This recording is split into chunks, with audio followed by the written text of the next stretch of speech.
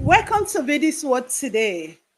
Wow, like always, we're always here to talk, educate you, and to inform you about the happenings around you. And it is my pleasure to have you join us today. And today, like we have a wonderful woman, a regent, a special woman. Today, we actually sustainability industry. We can see that our women are actually growing and they are doing well, they are doing wonderful. And you know what they say? In Nigeria, we don't have the culture of celebrating people. And if we can't celebrate people, then don't blame people who are not doing well. Now, we want to change that culture. And it's our duty to celebrate them when they are doing well. And today, I have a wonderful woman who actually recently won an award with Safety and Security Watch newspaper as HS and Sustainability Best in the industry. And to do that, join me to welcome on the show today. Desden Oba, Head HSE and Sustainability Dangote. She is here with me. Wow, always looking good and calm. Thank How you. are Good you? Good to morning. have you here on BD Show today. Thanks for Good having me. Good morning. morning. Mhm. Congratulations. Thank you very much. Congratulations on that new cap you just put on. And like they always say, it actually fits you. Congrats on that. So, Thank you very can you much. tell us, receiving that an award, HSE Sustainability Award, how does that make you feel? Hmm. Well, it makes me feel excited. I was awarded with the Outstanding Personality Award by Safety and Security Watch magazine. And like every other award, it's not enough to feel excited about receiving one, but it's a call to action. Like they say, the reward for hard work is more work. So when I receive an award, I take that to be a push to keep doing, to do more, to save more lives, to create more awareness in terms of health and safety.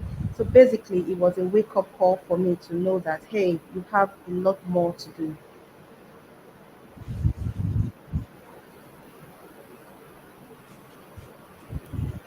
Wow, that's a good one. Realizing that the award is not just for you to go to bed and sleep.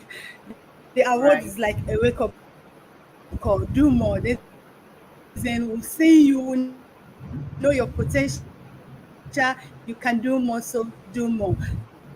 Now, before we go on this interview, HSE is something a lot of Nigerians don't actually know what it is. Can you, in a layman language, because we speak to the streets, in a layman language, don't use big words, explain to Nigerians, my viewers, what is HSE and sustainability? Okay. So HSE is an acronym from the alphabets H, S, and E. And what it means is health, safety, Did you and hear me? Did you get what environment. I? Did you get my Yes, question? Yeah, it's yes, okay. I did. I'm responding. I'm responding. So, like I said, HSE is an acronym that means health, safety, and environment. And it's a key It's okay. profession. The whole idea of the profession, the HSE profession, is to ensure that workers, if you work as a HSE professional in an organization, your role is to ensure that workers within that organization are healthy. And by that, we mean they are free from occupational illnesses. Are there illnesses that may result as a result of the work they do? For instance, if they walk around where there are lots of emissions, they inhale lots of toxic gases. We need to ensure that workers do not come to work and not return home. We need to be sure that they come to work and they are healthy enough to go back home. And then the S is for safety. What is safety? Safety simply means being safe, if I want to use that word, free from harm, right? I was talking to a group of people recently and I made mention of um, a madman who used to live around a certain place. And, each time the man wanted to cross the road, you would expect that he's he's out of his mind, and he will run into the road and get hit by a car. But guess what? The guy looks to the left, he looks to the right, he looks to the left again before he crosses the road. And what does that mean? So, in as much as he is out of his mind, he still values safety. He still does not want to be harmed. And that is one of the reasons why we try to promote it within the workplace and outside the workplace. Everybody deserves to be safe. Everybody deserves to go to work and go back home better. Everyone deserves to go out to the market and comes back better. Everyone deserves to go to the shop and not get hurt or get harmed and comes back better. And then finally, the E is for environment. Many times we overlook it. There are lots of things going on with our environment. You find out that there are some aquatic species, that's water animals, that are no longer in existence because of your activities and my activities. You know, we talk about oil spilling to the water bodies, even things as simple as dumping waste.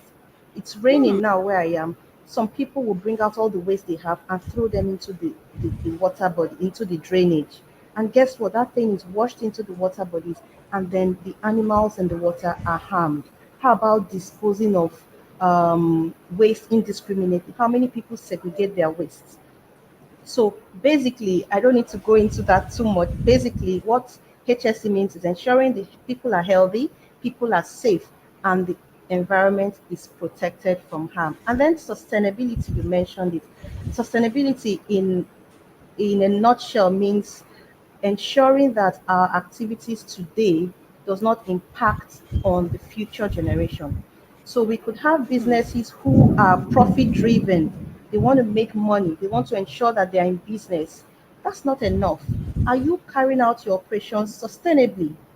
That means, are you ensuring that your workers are not harmed in a way that they leave the job after 3, 4, 5 years and they become sick? So yes, you've made profit, but you have caused someone else pain.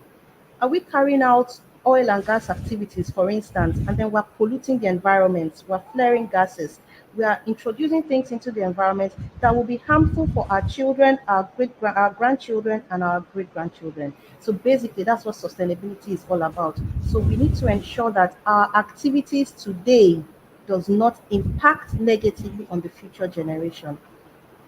I hope that was able to Wow, I provide a like bit that. of insights. Yeah, Thank you. honestly, even me, you've educated me more than what I know now. You see, that's Thank the you. essence of interviews most times. Yeah, you've actually educated me on more than what I know. Now, you've said it all. And as a Nigerian, we, out of selfishness, majority of us, consciously we are careful about our safety and our security. But that sustainability is what every Nigerian don't care about. An average Nigerian is interested in now. I want to make money now. I want to make life now. I want to build house now. They don't actually understand that sustainability. And because they don't understand it, so they're not conscious about the things they do, their activities, having it in mind that this thing I'm doing, how is it going to affect my tomorrow, tomorrow of my children, next tomorrow of my children? So and you say there's a advocacy and how has Nigerians been educated, or what are the plans to educate them on this? All right. So I would like to correct something. I don't think it's really a Nigerian thing in terms of sustainability. Um, Actually, every business is um, is made to make profits, except it's a, of course, a non-profit organization. So people actually struggle with the sustainability thing. But I can tell you that although it's not pretty new, but in comparing sustainability and health and safety, it's pretty new. It's work in progress. People are trying to accept it. People are trying to accommodate sustainability in their organizations. And you would agree with me that for any organization that is listed in the Nigerian Stock Exchange, you must present your sustainability reports. So some people have it separately, and then some people have it with their annual reports. So there is a lot of awareness. You need to tell us how responsible you are in disposing of your waste, how responsible you are in terms of your workforce. How do you treat your stakeholders, your employees, your external stakeholders? So there's a lot of awareness coming up. For instance, the World Day for Safety and Health, we just celebrated on the 28th of April. It was about climate change. Initially, people were not really interested, but there were lots and lots of webinars. I know I attended up to 3 or 4, and then there were some in my organization. So the awareness is coming, and it's not a one-day thing. Over time, the more we begin to create awareness, we begin to tell the layman on the street that you shouldn't dump waste indiscriminately. Refuse. Yes, Yeah. Lagos State government, for instance, they placed a ban on styrofoams. It wasn't like that before. You see, these styrofoams were constituting a nuisance everywhere. People dump it and then they block the drainages. There is flood all over the place. So I can tell you that it's work in progress, and the most important thing is to take those baby steps and not to stay at a place. So over time, as the awareness keeps going out, people will understand. Recently, there was a gas explosion I heard somewhere around in Lagos, somewhere around Apapa axis. And things like that, when they happen, people sit back and they think, what did I do wrong? And with all that, people will go ahead and make public awareness sessions and all that. Yesterday, again, I saw a video on how to wear your life jacket. We all know what happened to the actor. May his soul rest in peace, just Exactly. recently, last month or Yeah. so. These are things that people used to overlook before. But now as that thing happened, there are videos going out telling people how to properly wear their life jackets. And so, trust me, it's we need to keep doing it. So, like I said, the gospel of safety and sustainability cannot be preached in one day. You have to keep I like that. preaching it. Keep preaching Yeah. it. I'm a Christian, and Bible says faith comes by hearing and hearing and hearing, Hearing the hearing, word hearing. So you don't of God hear in one day. And that's what I tell them. It's not enough to say it in one day. I can say it today, I say it tomorrow, I say it the tomorrow. next day, and the day Keep that I'll saying it. keep saying it until you wake up and Exactly. you have it, at your fingertips. So that's the whole idea. So we You have can't it stop, we in keep you. talking. Yes, Yeah. unconsciously Now, we know that this is not the safe way. so there's something you said earlier. I want us to talk about it just brief before we go into another thing. A lot of Nigerians don't actually, when we talk about climate change, we don't know that our daily activities is actually part of why our climate is changing. When you try to educate them, they don't listen. Can you briefly educate Nigerians how our daily activities has actually affected or is increasing the climate change today? All right.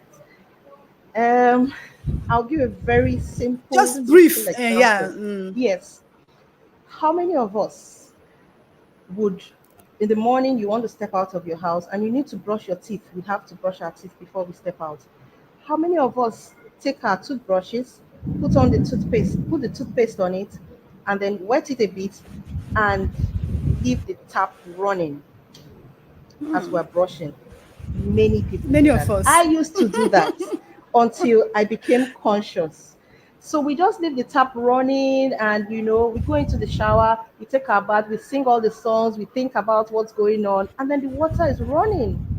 That way you are not you don't have sustainability in mind, right? And then another thing is, in terms of fossil fuel. One of the major reasons for climate change is the release of fossil fuel and the emissions. So if you have an option to use a solar panel and to use a generator, many people will consider using a generator. And remember, the use of that generator is also impacting, you're also contributing to carbon emissions.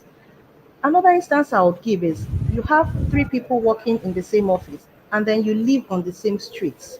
I will drive my car, you will drive your car, the third person will drive his car. And then each of us are contributing to the carbon footprints. Why don't we all join the same car? Eliminating exactly.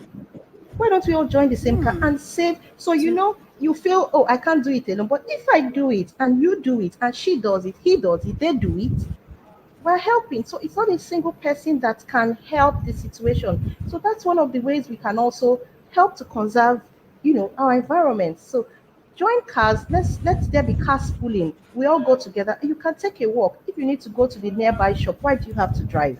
Why do you have to enter a taxi? Stroll down and then reduce that emission that would have gone out into the environment. So there are a lot more ways, but briefly, these are just the few ways. I can go on and on and on and on. you know.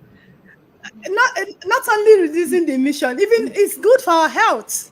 Yes, It's of good for our course. health too. Of course.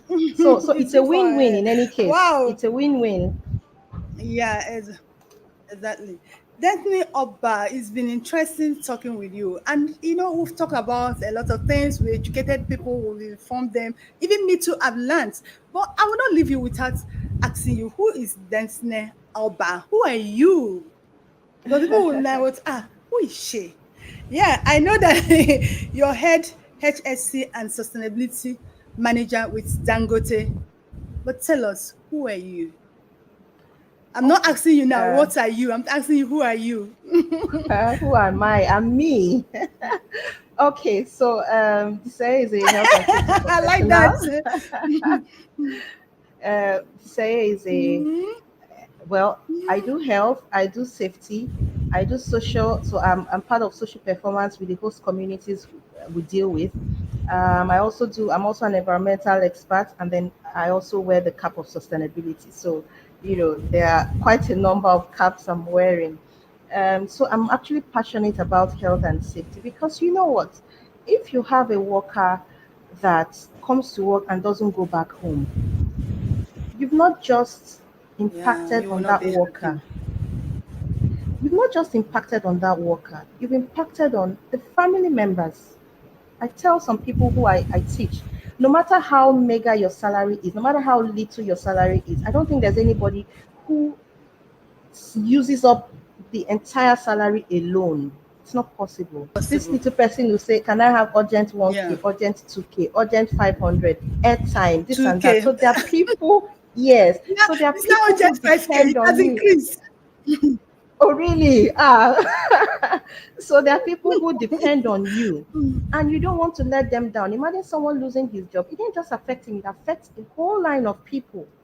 And then not just those at home. What about your workers? The workers who were around you when the accident happened. Imagine somebody dies on in the workplace. Do you think the workers will feel okay? For a period of time, they'll be demoralized and they won't want to be in that space. So I Exactly. enjoy ensuring that people come to work and then they go back home safe. Right. And I've built my career over a decade. I've been doing this and I think I'll continue to do this until maybe something changes. So at my leisure time, I try to train young people, kids, and young adults on health and safety. Because guess what? If we catch them young, we won't have adults throwing waste into the drainage. The adults who we are learned this when they Now, were probably younger. So if you have a child who already yeah, knows that once you get into the car, you put on your seatbelt from a childhood stage, you can't tell that child when he's 20 or 25 not to wear his seatbelt. They don't learn how to use left hand at 40. exactly. So once a child Exactly. catches that vision in childhood, and the child knows once I get into the house, I wash my hands before I do any other thing. The child will not wait for COVID or wait for a pandemic or an epidemic to know that hygiene Exactly. is proper. So I try to Exactly. educate young children, young adults to get this. Adults are almost well, we won't give up on them, but they are almost time is almost running out. But let's get the Running out. children now to imbibe those safe practices so that we have a sustainable future. Now, you say you train children. Is it open? Is there an open training that people can So come in? Oh yeah, so for now, what I do is for now is volunteering because of the passion. So I've been invited to schools, to places where there are children, schools, churches, just to talk to them about health and safety. And trust me, it's been so beneficial. So if there's anyone out there who would like me to talk to the children in schools and all of that, I would be willing to do that for now. So those are the Now, things I do during my leisure time. Dishaye, tell us. You're a manager, security, safety, sustainability, this and that. And you're a married woman, have a good home running for you. How do you relax? Do you have time at all? Because you have a lot of things on your table. Do you have time to Ah, relax, to unwind? my dad will be 79 in June, and he tells you, if Wow. you rest now, what would you do at my age? Mm, So if really? you keep sleeping now, you won't sleep at that age. But that's not to say that I'm someone who ensures that there's work-life balance, because they complement each other. You can't be doing well here and then you're not doing well in the other Well, space. you understand. So you must find time to rest. I tell my kids sometimes, please allow me rest so that I can serve you better. If I don't rest, I Exactly. won't serve you better. I'll be tired. I'll be. Yeah. So there's always time to balance it. You must know where to balance it up. So I ensure that I consciously, sometimes I take a break, I go on vacation, I just clear my head, and then I come back better. I come back with more vision to run. So we have a way of balancing it. It's not convenient, but we have to do it. Do it. Yeah. Now, for how long have you been in with Dangote? We know it's over a decade. That's what we know. Yes, no, I've not been in Dangote for over a decade. I've been in the practice for over a decade. But I've been Oh, with Dangote for about 6 years now. 6 years now. And Above you're six doing years, yeah. Now you're doing well. Now, before we leave you, we're here to celebrate women in HSA doing well, and you're one of those women. You're doing well. We're proud of you. Now they will say sisterhood are proud of you. We're proud of you. Oh Not just that yeah, thank you. not that just that you're doing well. You're doing well in your work. You're doing well as a woman. You're doing well as a mother. You're doing well as a wife. So it's something we should celebrate. This is something we don't see. It's not very common. If you want to talk about women who are doing well, yeah, we know we are growing. Women are growing, and we want more women there. Now, what are your advice to younger women or women in your level who are finding it difficult, job wise, marital wise, social wise, emotional wise? Because when we talk about security, we talk about emotions. Because if you're not emotionally stable, you're actually having insecurity problem. So, what would your advice be to this set of people?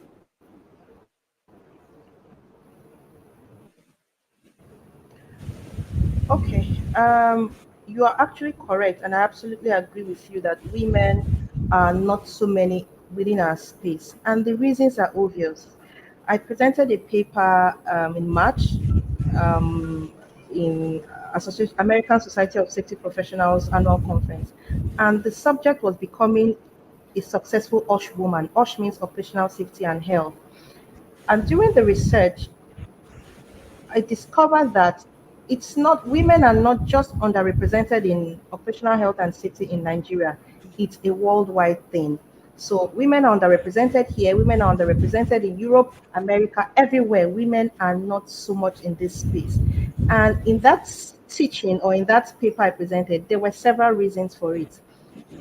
It's not too convenient to man. Your first duty is at home, because as a woman, you wake up in the morning. Before you even get to work, you must have done maybe 2 hours minimum, because let's say you have kids, you have to wake them up, you have to give them a bath, you have to feed them, you have to get them ready for school, that alone is a duty on its own, if you get my Full point. time So if duty. you do Full time duty. exactly, so it's already and then for some of us, you must have already started talking, and before you even resume in the workplace.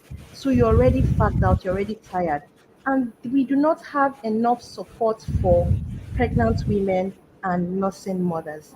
How many organizations have spaces where women can nurse their babies? So a woman just gives birth and she's struggling because she has to leave the baby. Remember, is it WHO that says you have to breastfeed, exclusive breastfeeding for 6 months, Yeah, six and then the months. baby Yeah. should still suck till 2 years? Do we give women that platform?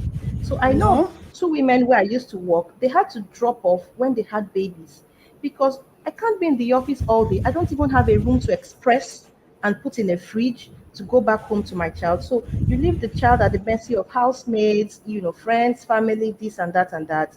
It's not so convenient. So it's not as easy for women as it is for men. A man may not have those duties to do, Yeah. but a woman is. She has to combine the home front, combine. So it takes extra effort. It You've takes not even talked extra about planning. the menstrual cycle, what women go through Thank every month. you. Thank you. So it just destabilizes you, and yet you have to deal with people. You have to go into the and for our profession, many times we go into the field. We're not office-based people because you're looking out for people. You're looking out to Yeah, ensure that people are safe. So you have to be all out. You have to be. It takes a lot.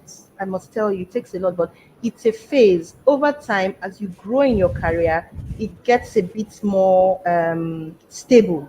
So it's just to step go through it. exactly. But I would say one thing that has kept me going, I always tell young ladies who I mentor and young ladies who I talk to, I tell them try as much as possible to get a mentor. Guess what the mentor helps you do? If you were supposed to go through different roads to get to a certain place, and that road was far, a mentor gives you a simpler, a smoother road to go through. Why? I Exactly. have been there. I was a young professional. Exactly. When I got my first job, I was 8 months pregnant for my first child. When I got my first job in health and safety. And then I would sit in the office and drag my leg and put my hand on my stomach and say, sickness is not, pregnancy is not sickness. I tell people, you're pregnant, you're not sick, you're as normal as anybody. So you don't, have the pity party. And that's another thing why women don't really thrive. Once you're pregnant, you can't deliver, you can't hand in your reports, you can't use, I'm pregnant, can't you see? But a man will not do that. So people will prefer to, let the man grow because you don't seem to be available. But all of that has changed Yeah, because women don't do that anymore. So, when you now have a mentor, she tells you this is how you navigate, this is how you do this. When you have a baby, this is an easy way to manage your career and your home. So you have not been there, but somebody who has been there and has gone through it makes it easier for you. Why do it's you there have to for stress yourself you. when you have help? So every young professional should get a mentor. And if they are mentored, there are lots of experienced professionals all over who would be glad to assist you because many issues the young professionals go through, we have been through it before. So we either learned through experience or we can share how we navigated. And it's easier. You would go faster because you won't make all those mistakes. So that's one way young professionals can grow. Get a professional mentor who's a Mental. woman. She understands menstrual pain. She understands pregnancy. She understands childbearing. She understands office politics. She understands the glass ceiling mentality. She understands the glass cliff mentality. She understands everything. She understands how you can maneuver in a man's world. So I why do like you not that. know? Why don't you I now like take that. advantage of that? So that's the one way that can help young professionals. Find a mentor. You'll be glad you did. I like that. Office politics, glass ceiling mentality. Oh my God. Yeah, it's It there, needs to it's be there there. for you to understand. It's It's there, there. glaring Don't worry, about. it's there. Wow. And we are overcoming. Oh yes, we are. Wow. We are. Deshayi, it's been wonderful speaking with you. Honestly, if I have Thank my you way, so I will much. longer this time because you have a lot to I know. tell us here. I truly Yeah. appreciate for coming here on this show to educate us. And once again, congratulations for that award. I'm telling Thank you, you it's so a much. well-deserved award. You deserve Thank it. you. I'm telling you, run with it and do more. We thank you Thank for you. giving us this audience to educate the public and to say we love you. Thank you I very much. see you. Wow, it's been a wonderful session with this Sheyi Oba. This Sheyi Oba is the head HSE and sustainability manager with Dangote Limited. Recently, she just received an award by Safety and Security Watch newspaper that celebrated her for her input for over the decade. And like when they say that Nigerians who don't have the culture of celebrating people, and that's what we're trying to change. So we're just celebrating her, we're just appreciating her, we just want to tell her how we appreciate her, how we love what she's doing. And like she said, and she understands this, it means she should do more. And like women, you young professional women, you've seen it. Get a mentor. Get a mentor who understands that's office politics and that's glassling mentality. It's there. Because if you don't understand it, it might actually destroy you. So that's much to be taken today on Baby's Watch Show. Remember, keeping love alive, it's our love language. Share this interview with people who need to sit, who need to listen, and who it needs to change their life. So we'll see you again next time. It's bye bye for now.